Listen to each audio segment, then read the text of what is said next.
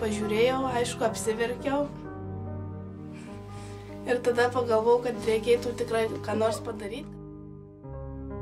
Ir tada jau ant rytojus aš nuvažiavau tenai ir iš karto pamačiau šitą šuniuką.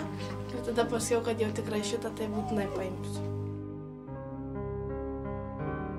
Tai dabar 3 šuniukus turit. 3 turiu, 600 gaunu pensijos, nu ir visi gyvena.